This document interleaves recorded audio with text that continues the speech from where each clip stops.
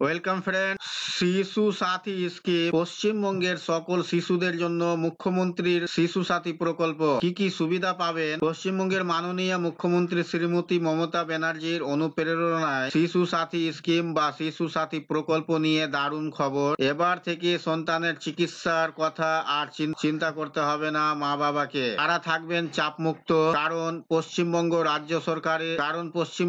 রাজ্য সরকার সেই শিশুর চিকিৎসার সমস্ত দায়িত্ব গ্রহণ করবে। এমন এক বিশেষ প্রকল্প চালু করলেন রাজ্যের মুখ্যমন্ত্রী মমতা বন্দ্যোপাধ্যায়। গরিব বাবারা যারা দুবেলা দুমুঠো খাবার জোগাড় করতে হিমশিম খান, তাদের পক্ষে নিজের সন্তানের শৈশবকালের চিকিৎসা বাড়তি খরচ যোগান দেওয়া মোটেই সম্ভব হয় না। এই কথা চিন্তা করেই সেই সমস্ত গরিব পিতা মাতাকে তার সন্তানের জন্য শিশু সাথী স্কিম প্রকল্পের মাধ্যমে আর্থিক সাহায্য তথা চিকিৎসা পরিষেবা দেওয়ার সিদ্ধান্ত নিল রাজ্য, যার মাধ্যমে তারা নিজের সন্তানকে উন্নত ও অত্যাধুনিক মানের চিকিৎসা করিয়ে তাদের রোগ মুক্ত করতে পারবে। শিশু সাথী প্রকল্প 2011 সালের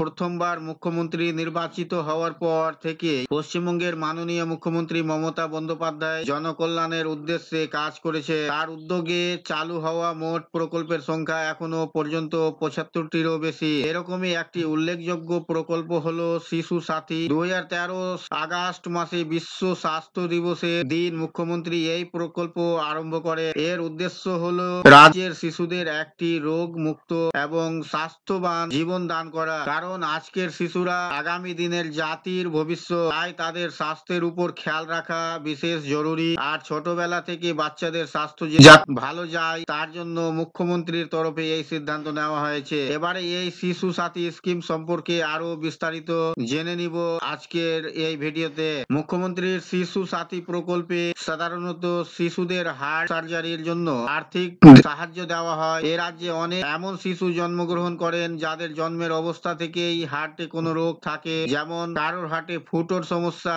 কারোর হার্টে রক্ত চলাচলের সমস্যা, হৃদযন্ত্রের বিভিন্ন প্রকারের সমস্যা, কনজেনিটাল কার্ডিয়াল ডিফেক্ট সংক্রান্ত বিভিন্ন সমস্যা ইত্যাদি। হার্ট সংক্রান্ত যে কোনো অপারেশনের ক্ষেত্রে আর্থিক সুবিধা দেয় রাজ্য সরকার শিশু সাথী প্রকল্পের মাধ্যমে। শিশু সাথী প্রকল্পে সুবিধা পাওয়ার জন্য অবশ্যই সেই পরিবারকে দারিদ্র সীমার নিচে থাকতে হবে। শিশুদের জন্মের সময় থেকে শুরু করে 12 বছর বয়স পর্যন্ত সুযোগ থাকে। এই প্রকল্পের দ্বারা বিনামূল্যে চিকিৎসা করানো হয়। চিকিৎসার পরও কোনো প্রয়োজন হলে সেই বাচ্চাকে ওষুধ ও অন্যান্য খরচ দেওয়া হবে। কোন কোন হাসপাতালে এর সুবিধা আছে? শিশু সাথী স্কিমের সুবিধা স্বাস্থ্য সাথীর মতো যে কোনো হাসপাতালে চাইলে উপলব্ধ নয়। কেবল নির্বাচিত কয়েকটি হাসপাতালেই একে গ্রাহ্য করা হয়। দুর্গাপুর মিশন হাসপাতাল, কলকাতা BM বিড়লা হাসপাতাল, Kolkata RN Tagore international institute of cardial science, Kolkata SSKM হাসপাতাল PG, কলকাতা RG কার মেডিকেল কলেজ, কলকাতা BC